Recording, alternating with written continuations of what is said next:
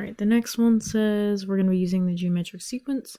When a ball bounces, the height of the consecutive bounces form a geometric sequence. If the ball bounces 100 centimeters on its first bounce and 49 centimeters on its third bounce, what is the height of the fourth and fifth bounce?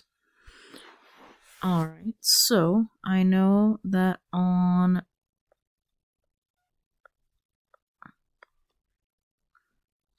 the first bounce I was bouncing 100, and then on the third bounce it's bouncing 49.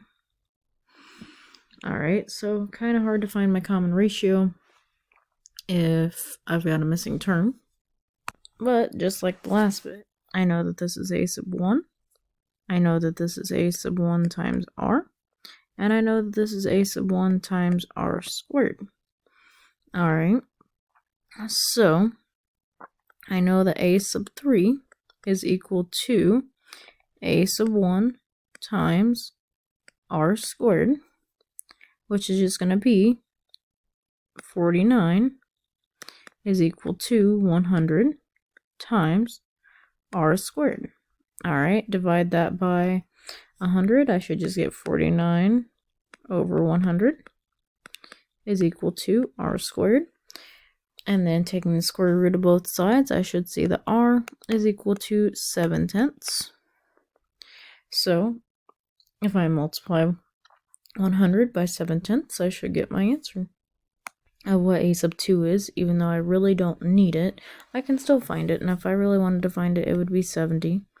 Or I could just find out what it asked for, which is what the fourth and fifth bounces are, so I could just take that 49 times 7/10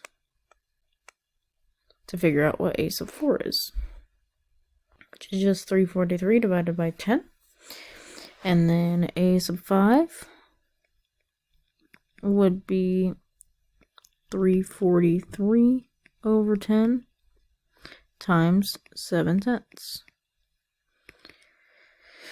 Alright, so then find that by 7. Oh gee, Merry Christmas. Should be 2401 all over 100.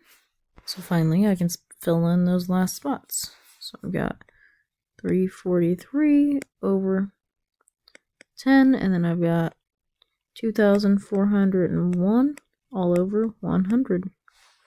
And that's all you gotta do. Alright, we can also find a single missing term of a geometric sequence by using what's called the geometric mean.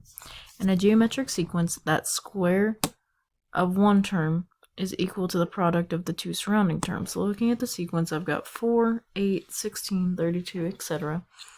Alright, so if one term is missing out of the middle, all we have to do is find the missing term by multiplying the two outer terms together and taking the square root of the product.